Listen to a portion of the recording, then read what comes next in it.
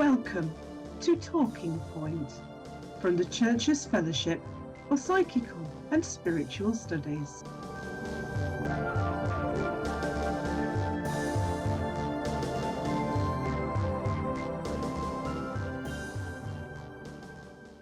Spiritual Medicine and the Near-Death Experience. Peter Fenwick, a keynote address delivered at the 6th Ecumenical Conference on Christian Parapsychology at Lincoln, 7th September 2003. Dr. Fenwick was a consultant clinical neuropsychiatrist and neurophysiologist, chairman of the Council of the Scientific and Medical Network, and president of the UK branch of the International Association for Near-Death Studies. This article may reflect the language and attitudes of the time in which it was written. Responsibility for opinions expressed herein rests solely with the author, and such opinions must not be taken to represent those of the CFPSS. It is my view that we are currently in an age of spiritual renewal, undergoing a most remarkable change. I have spent most of my life in medicine, and so I am pleased that this is where the change seems to be originating. With this spiritual upsurge, there is now the beginning of a wider understanding. I think we are at last moving towards an understanding as to the meaning of the near-death experience. Its main significance, I think, is, firstly, that the universe is underpinned by light, love, and compassion, and secondly, that we are personally responsible for all that we think and do. Let's start with the growth of spiritual medicine. There is nowadays a wide change in spiritual understanding, and spiritual medicine has come of age. Why? Because it works. What makes me able to make such a statement? It is that spiritual change is being driven by the neuroscience of spirituality, the neuroscience of spirituality. Spiritual medicine is expanding. Courses in spiritual medicine are now available in 75% of USA undergraduate medical schools. They have got the message. The doors are swinging open, and I think that this is how spirituality is going to be brought back into the church in a more dynamic way. Spiritual therapy is just beginning. For example, forgiveness therapy for post-traumatic stress disorder is one of the more important therapies there is. In this therapy, you learn how to forgive the person who caused whatever it was that frightened you, and in that way, you get a quicker and better resolution of the psychic trauma. The same goes for the confrontation of the offender by the victim in the presence of support. They can come to resolve the offence in love, or at least in mutual understanding. You may have seen the video of the Truth and Reconciliation Commission under Archbishop Tutu, a lovely video showing us a wonderfully warm, human, spiritual man, and that, if this ethic were to be brought into everyday normal life, it would have very wide and important consequences. May I recommend the Handbook of Religion and Health by Koenig et al., OUP, 51 ton, but a very good 51 worth.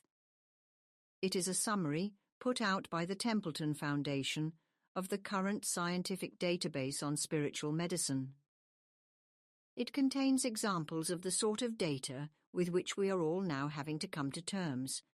For example, Koenig took a sample of 4,065-year-olds, a significantly large sample, by no means a trivial one.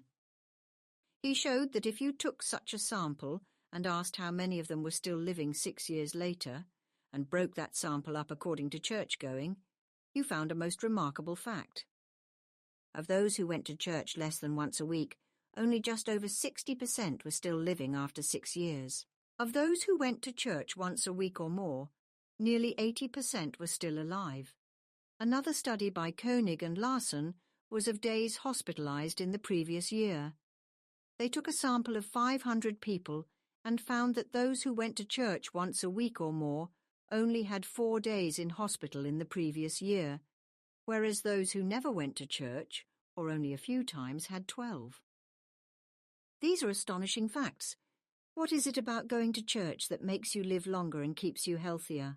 It is a complex matter, because we have to look at the relationship of religion to a whole lot of other factors, such as mental health, social support, health behaviour, and so on. All these are important.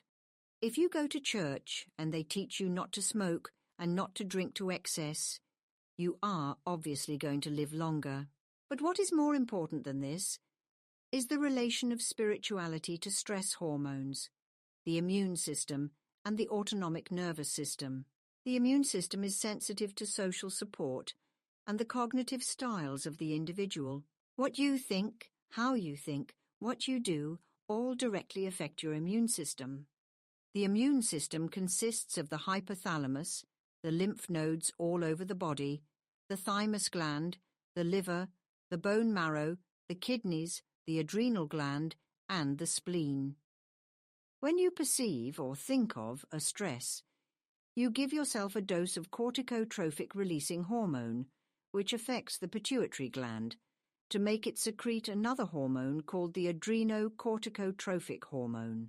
That, in its turn, produces a hormone from the adrenal gland called cortisol, which fires the immune system. High levels of cortisol go back to the brain, where the amygdala and hippocampus, which are structures in the brain's temporal lobe where memories are stored, and which form part of the emotional brain, contain receptors which turn the cortisol off. If a child under 7 years old is abused, you get very high levels of cortisol. Cortisol to this immature part of the brain is a killer. It kills the cells which turn it down. So abused children go through their whole lives with high levels of cortisol, and this leads to depression and anxiety and fear. You can see the result in people who come from abused families. It is mainly because of the effects of cortisol. If that doesn't make you think about the sins of the fathers being visited upon the second and third and fourth generations, I don't know what will. And that is one of the mechanisms by which it happens. Cortisol is also important because it is the main link between the brain and the immune system. Cortisol molecules go into the appropriate immune cell and activate the DNA to make it generate proteins, antibodies and such proteins as the interleukins, which communicate between the white cells and are sometimes referred to as cytokines. The whole system, although not simple, is better understood than it was, and it is devastating. The hypothalamus secretes its hormones in response to stress, which produce cortisol. Cortisol affects the immune cells. The immune cells produce cytokines which affect the body and go back and influence the brain. As you see, we are in a loop. Cortisol is one of the main hormones which affects other targets in the body. The point is that whatever you think or do, it is going to affect this system. You are going to affect the immune system, and according to how you affect it, so will your immune system be upregulated or downregulated. What does the immune system control? It controls the cardiovascular system, cancers, infections, everything. Let me give some more examples to show how the brain and the immune system are sensitive to each other and cooperate with each other. There was a simple experiment done in 1993 by Malarkey. He was working on the effect of psychosocial stress on interpersonal relationships, and then looking at what happened to the immune system. He took 90 newlywed couples, and they had a 30-minute discussion with each other in the presence of a rater. If hostile behavior was displayed by these couples, then those who showed the hostility had significantly downregulated their immune systems, and their blood pressure had longer and larger increases. Hostility in your personal relationships has a devastating effect on your immune system. Take another example, the development of cancer after a spouse's death. We all know that in the grieving period, people are more likely to develop cancer. In a study of 150 people, it was found that the subjects who showed high levels of traumatic grief had an increased probability of developing new cancer in the 6th to 25th months. If people have high traumatic grief, this down-regulates their immune system. All those cancer cells that would be killed off by the immune system aren't, and they develop cancer. Here's another one. Hopelessness goes straight to the heart of spirituality. Of 2,400 middle-aged Finnish men with a 6-year follow-up study, 174 died, 84 from heart disease, the immune system affects heart disease, 40 from cancer. The death rate with moderate to high levels of hopelessness was 2 to 3 times higher than those who had low levels. And high levels of hopelessness predicted new cases of cancer and heart disease. In a spiritual framework, surely you shouldn't be allowed to be hopeless, not if you are surrounded by love and compassion. Now, what happens if you turn the coin over? A Harvard study by McClelland in 1998 looked at the immune system functioning in 2 groups of people. 70 people watched Mother Teresa healing and allowed themselves to feel her compassion. 62 looked at the triumph of the Axis in World War H. The researchers looked at the difference in immune system function, examining their salivary immune function protein. It was significantly higher in those watching Mother Teresa. They then went on to show that you get an up-regulatory effect in your immune system by thinking compassionate thoughts. I could go on. What happens to your heart rhythms when you think compassionate thoughts? They regularize. From a chaotic appearance when you are angry, they become more organized. So it matters what you think and how you are supported. That is one reason why spiritual medicine is coming to the fore. Just think what we could do in our society if we were truly able to support people and show love and compassion. Now let us take forgiveness. What is forgiveness? Ceasing to feel angry or resentful towards others who have hurt you. It consists of an empathetic understanding. You have to understand the other person, and you have to be able to make a judgment as to whether you can forgive them or not. Now there is a neuroscience of forgiveness. Some of the early innovative work has been done on it in Sheffield by a neuroimaging group under Sean Spence. They found that when you are making an empathy judgment, there are brain areas which are specifically responsible. There is an area in the left frontal cortex which is a theory of mind area, which you use to find out how other people are thinking. That is when you're making a mind judgment about that other. And there is an area in the middle temporal gyrus which is activated when you are imagining a known person's response. In exactly the same way, there are brain areas involved in forgiveness. What sort of questions are there in respect to forgiveness? For instance, could you forgive somebody who stole a pint of milk from your doorstep? Could you forgive someone who stole a pint of milk from a supermarket? Which is the worse? Which is the more easily forgivable? So to sort this out, you go into a forgiveness routine. When you're doing this, the same area in the front of the brain is activated, together with an area deep in the center of the brain known as the cingulate gyms, which is thought to relate to higher social cognitive processing. The point I want to make is that if you can show that there are brain areas like these, which mediate these judgments, then you can train people to forgive, and there is a neurology which underpins it. You can teach people how to forgive. It seems that there are structures within the brain for doing it. Have people built on this? Yes, they have. I was talking about post-traumatic stress disorder, PTSD. There have been 1 or 2 trials on forgiveness therapy with PTSD, and it has been shown that you get significantly earlier resolution of PTSD symptoms in patients who show forgiveness. I expect forgiveness therapy to spread. There is as well the personal strengthening of identity if you show forgiveness, and this leads to changes of mental content. You start thinking more positive thoughts, and that reduces stress. Isn't all of that pure spiritual teaching? If it isn't, I don't know what is. Now let's talk about another spiritual discipline, meditation. I was taught meditation around the time of the Maharishi coming to the West in the mid-60s, but not by anybody in the church. Why not? I couldn't even mention meditation to my local vicar. Meditation alters brain function in a most interesting way. One method of meditation is Shahaja Yoga. You go into thoughtless awareness for about an hour, and that is when you do experience deep feelings of bliss and love. Short-term meditators who haven't practiced the technique for any length of time get nothing. But if you practice the technique, then you can show that there occur very marked changes in the left frontal region which radiate through the brain. Much more important is that when the experience of bliss arises, it is this area in the front of the brain which is affected. Again, there is a neurophysiology which underpins the experience of bliss and love.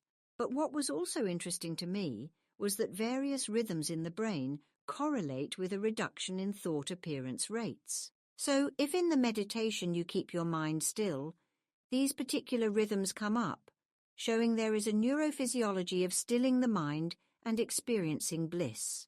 So meditation is now beginning to be understood by neuroscience, and at last we are learning some of the neural groundwork which must take place if consciousness is to be expanded. Meditation is also being used quite widely in a clinical setting. There's a large program in the States started by Kabat-Zinn using meditation, a form of mindfulness meditation, to treat people who have anxiety states. This program has been demonstrated to be highly effective and an excellent way of reducing anxiety. This program has been so successful that it is now being funded by insurance companies in the state of Massachusetts. In another meditation study, in 1991, it was shown that after practicing a particular kind of Buddhist meditation, there is a reduction in blood pressure, heart rate, and serum cortisol, which you would expect because meditation has been shown to upregulate the immune system. And note that if you stop meditating, you lose the effect. Now let us look at the latest studies on prayer of which many churchgoers are unaware. I want to describe to you one of the most recent and most powerful scientific studies of prayer. This was a study carried out by Cha et al. At Columbia University Department of Obstetric and Gynecology and reported in the Journal of Reproductive Medicine in 1991. They studied the effects of prayer on in vitro, fertilization of transferred embryos. The process of in vitro fertilization involves giving an infertile woman hormones which encourage eggs in their ovaries to grow. These eggs are then taken, fertilized and reimplanted in the woman. This was a prospective, double-blind, randomized study, the kind of gold standard study you would do for a new drug. Neither patients nor care providers were told that there was a trial taking place, so no one in the clinic knew a study was in progress or that they were being acted on by prayer. This may be scientifically wonderful, but ethically awful. The patients in the clinic were divided into two equal groups of about 100 patients each with equal pathology. Over a 4-month period, one group was prayed for that they would have a successful fertilization, i.e., that God would do the best thing for each individual in the group, and the other group had only standard treatment. Both groups of patients were in Seoul, South Korea, and the prayer groups were in the USA, Australia, and Canada. No connection between the prayer groups and the patients apart from prayer. When they broke the codes after the study had finished, and the person doing the study said he had no religious beliefs and did not believe that the experiment would work, implantation rates and pregnancies had doubled, 8% implantation rates in those not prayed for, and 16% in those who were. 26% was the conception rate in the non-prayed-for group, and normal for the clinic, but in the prayed-for group, the rate rose to 50%, a highly significant result. So, prayer in this study clearly worked. That is only one of several double-blind randomized controlled trials which have been carried out. I have expected to be told about these exciting prayer studies in my local church, but it hasn't happened. And when I tell some vicars about them, their eyes just glaze over. Yet we are talking not only about prayer, but also about action at a distance through prayer, which has been scientifically confirmed in many more than one study. Social science looks at the negative effects of disordered relationships. The psychology of spirituality looks at normal relationships and the effect that they have on the individual. The neuroscience of spirituality links all this in with the changes that go on within the brain and within the immune system. What the new spirituality is telling us is that a spiritual life is a healthy life and leads to longevity. That is why spirituality is being taught in medical schools and why spiritual understanding is growing. The approaching death experience. I couldn't talk about the near-death experience without all the above by way of introduction. There are two very important and specific processes, birth and death. In the birth process, the physiology is clearly directed towards the opening up and giving of life, and we have the question of whether there is a soul, and if so, when it enters the body. Similarly, death is a process, the gradual shutting down of the physiology and the withdrawal of the soul. Let us, then, look at the dying process. I shall only talk about one sort of NDE as a model for the death process itself, that in a cardiac care unit, and will explain why. But first I want to talk about approaching death experiences, those experiences which occur in the 24 hours before death. There are 4 sets of phenomena. 1. Takeaway visions of relatives and friends, deathbed visions. 2. Experiences of light and of another world, deathbed coincidences, visits to friends and relatives at the time of death. 4. Phenomena at the time of death, deathbed visions. There is a Giotto fresco around the tomb of St. Francis at Assisi, showing Francis on his deathbed surrounded by a vision of a host of wonderful angels who have come to help him over the crossing. One of my patients was dying of a slow-growing glioma. Just before he died, his wife told me that as he was going unconscious, when I looked at him, he was looking fixedly at something in front of him. A smile of recognition spread slowly over his face, as if he was meeting someone. Then he relaxed peacefully and died. At the Hour of Death, by Carlis Osis and Erlendur Haraldsson, is the only really scholarly work which studies this phenomenon. The book was based on a questionnaire study in which 5,000 nurses and 5,000 doctors were approached. There were 640 replies, but the dataset is minuscule. Only 190 of the 10,000 took part in the study. They did 2 surveys, one in the USA and one in India. There were cultural differences in the visions people saw. God was seen more frequently by those with a strong belief, such as the Indian sample, and was seen in the form that would be culturally expected. In the USA, most of the takeaway visions, 70%, are of relatives and friends, whereas in the Indian sample, religious figures accounted for 50% of the visions. So, as you might expect, there is a marked cultural component. Here is a story I was told by someone in Inverness who had read that I was collecting approaching death stories. Her mother, who was very ill but had refused to go into hospital, had a clear intimation of her own death. Her daughter describes what happened. Suddenly she looked up at the window and seemed to stare intently up at it. This lasted only minutes, but it seemed ages. She suddenly turned to me and said, "Please, Pauline, don't ever be afraid of dying. I've seen a beautiful light and I'm going towards it." I wanted to go into that light. It was so peaceful. I really had to fight to come back. The next day, when it was time for me to go home, I said, "Bye, Mum. See you tomorrow." She looked straight at me and said, "I'm not worried about tomorrow, and you mustn't be. Promise me that." Sadly, she died the next morning, but I knew she had seen something that day which gave her comfort and peace when she knew she had only hours to live. This is an example of a typical experience in which the dying person feels that someone has come to help them through the dying process. I have taken it from a 1999 paper in which 40% of the reported visions were takeaway. The gauze over his face moved. I ran to him. "Your mother, who had died a few years previously, is helping me to break out of this disgusting body. There's so much light here, so much peace." Transferring to a new reality, the 32-year-old daughter of the woman who told me the following story was dying of breast cancer. In her last 2 days, She was conscious of a dark roof over her head and a bright light. She moved into a waiting place, think again of process, where beings were talking to her. They were there to help her. Everything will be okay. They were loving beings. The experience was very clear, not a dream. Amongst them was her grandfather.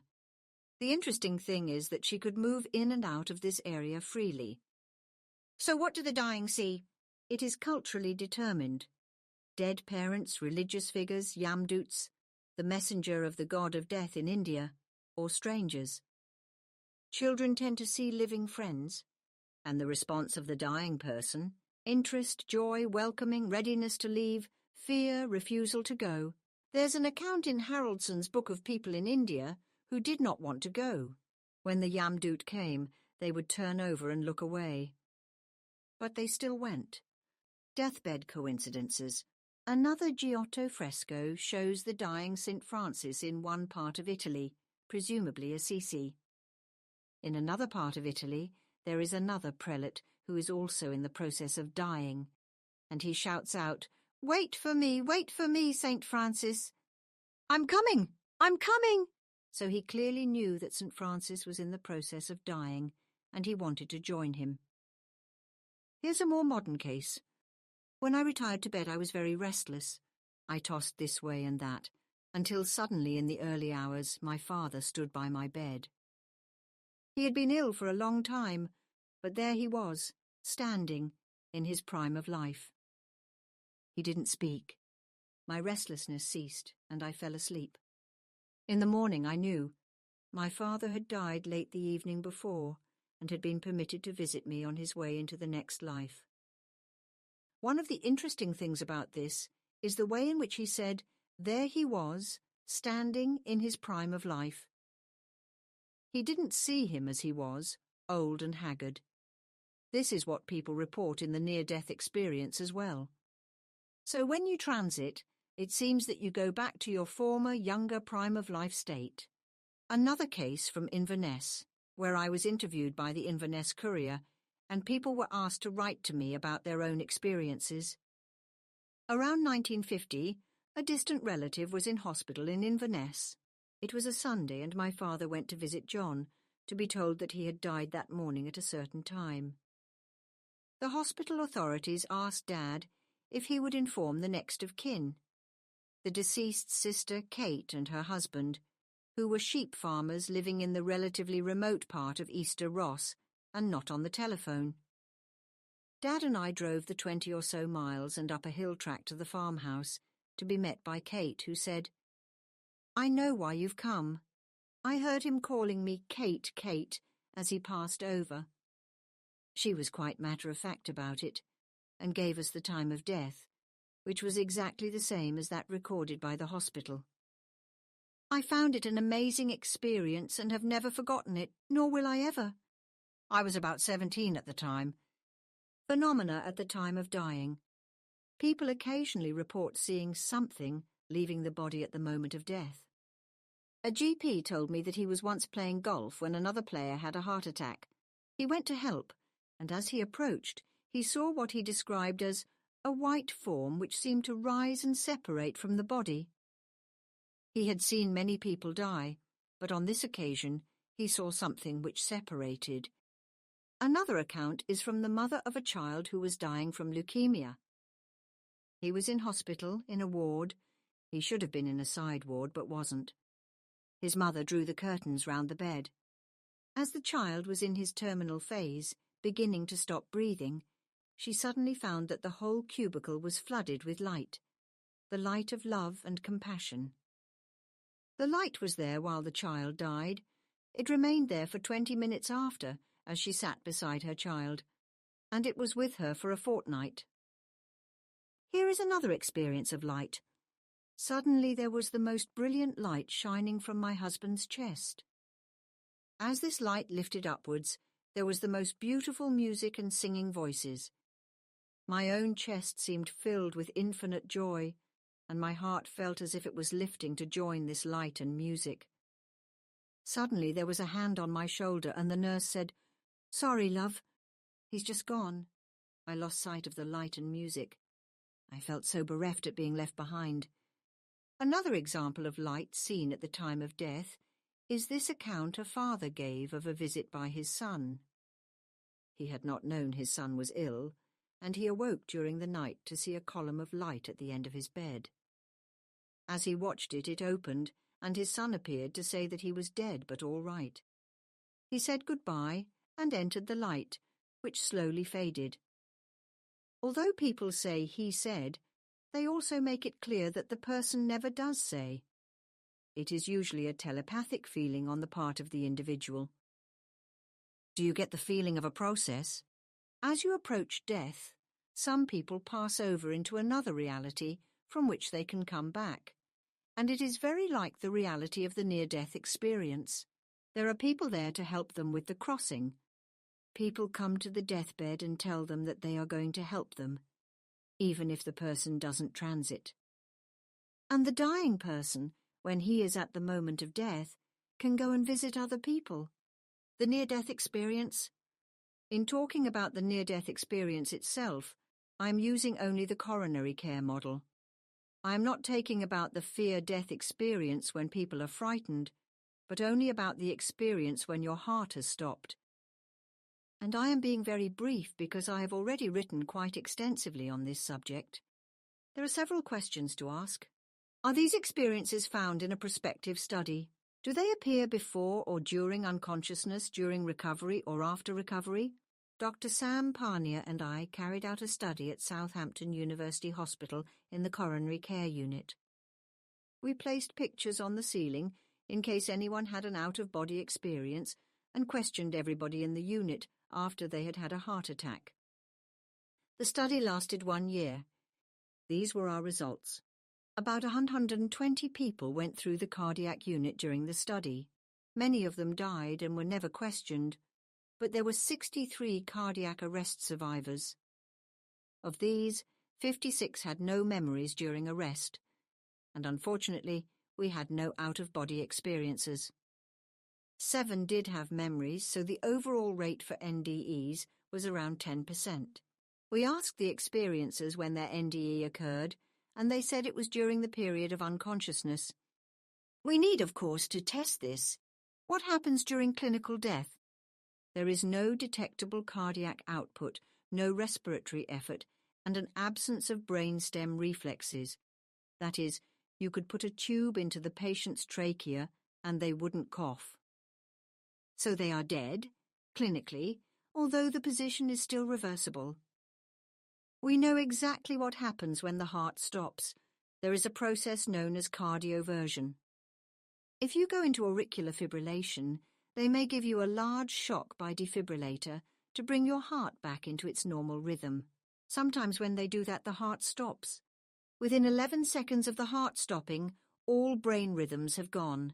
After the heart has restarted, the brain rhythms come back within 17 seconds, 22 seconds if it has been a long stoppage. In cardiac resuscitation, the blood pressure falls to 0, so you compress the chest to bring it up to 30 mm of mercury, which is not sufficient for cerebral circulation. After the heart has restarted, the brain rhythms come back. There is a slow resumption of the blood pressure and circulation. But it is a very slow resumption, and when consciousness returns, it is confusional. Our patients said they had their NDE whilst they were unconscious. They didn't say it was before their heart attack, nor did they say it was after they had recovered. If it had happened whilst they were recovering, it would have been of a confusional nature. So it must have happened whilst they were unconscious. But that's ridiculous. Neuroscience says that the brain isn't working then. Perhaps some bits of the brain are working. No, the unconsciousness is total, so it can't happen. But it does. There are anecdotal accounts showing that it does. Sabom's study has showed that when his patients left their body during a near-death experience, when their heart had stopped and they went to the ceiling and looked down, what they saw corresponded with what actually happened during the resuscitation. So that would suggest that the NDE occurred during unconsciousness, and that what our patients said was correct. Then there's the Pamela Reynolds case. She had an aneurysm in her brainstem, which could be fatal if clipped.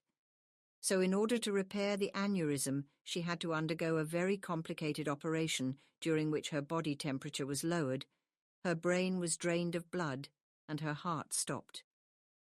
During this, she had a near-death experience and was able on recovery to describe accurately to the surgeon exactly what he had been doing during this period. Again, if this story is correct, this is evidence, during a tightly monitored neurophysiological situation, that mind and brain may not be the same. Then there are people about whom Ken Ring writes, who have been blind from birth and have NDEs in which they get visual information, what Ring calls mind sight. There are now 3 other studies from coronary care units to consider.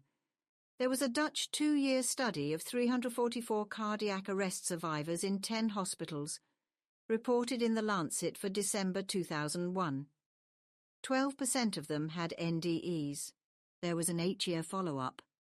The paper argues that brain processes cannot account for NDEs because there are no brain processes during them. Then there is a study by Schwanninger in the Journal of Near-Death Studies for summer 2002, and one by Bruce Grayson, in which he concludes that the paradoxical occurrence of heightened awareness and logical thought processes without subsequent amnesia during a period of impaired cerebral perfusion raises particular perplexing questions for our current understanding of consciousness and its relation to brain function.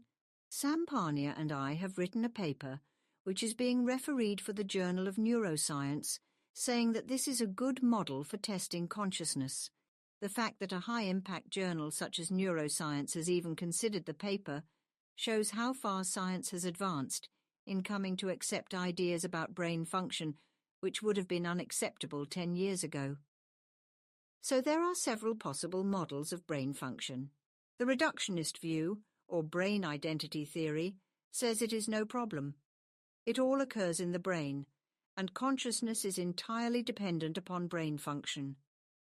This theory must fail if during the NDE the out-of-body timing is correct, if information can be acquired when out of the body, if blind people truly see, if deathbed coincidences are real, and if the unknown dead appear in deathbed visions. We are then left with non-reductionist theories of consciousness. Dualistic theories, mind and brain are separate, are unsatisfactory. Panpsychism theories, which I quite like, hold that consciousness is the basis of the world, and that matter comes from consciousness. If you hold such a theory, you have to put in a miracle, the miracle of matter arising. But if you are a reductionist, and you believe everything is matter, you still have to put a miracle in. This time, the miracle is consciousness. But since everything occurs in consciousness, I would prefer to hold a panpsychism theory, with consciousness being universal.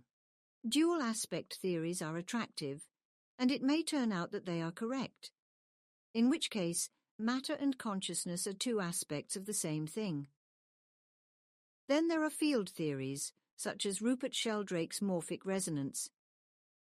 What is the end of the death process?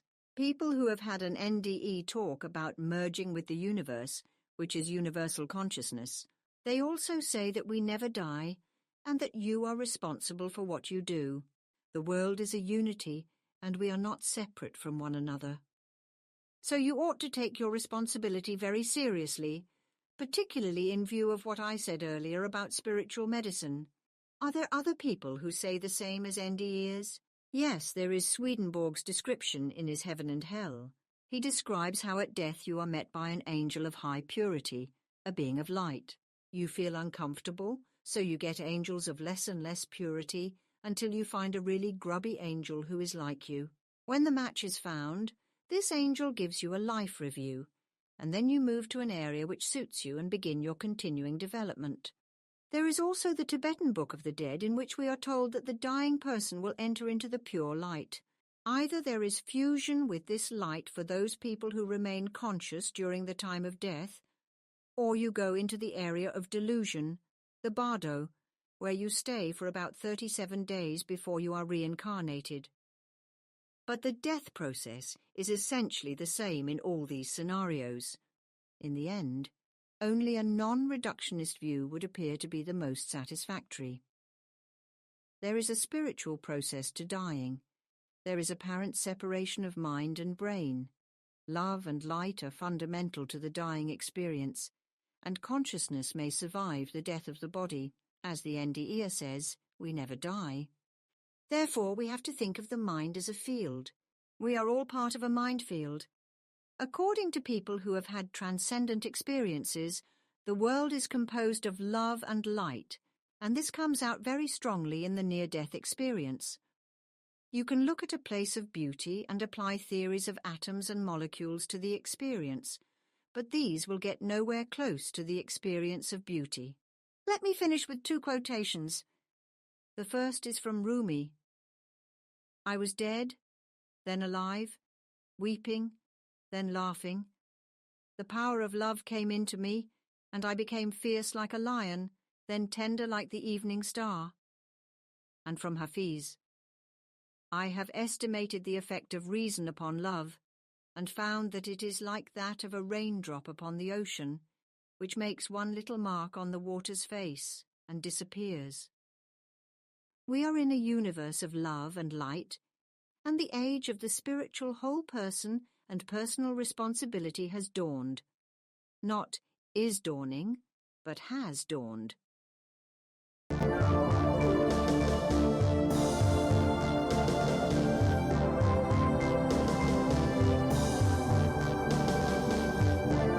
You have been listening to Talking Point from the Church's Fellowship for Psychical and Spiritual Studies.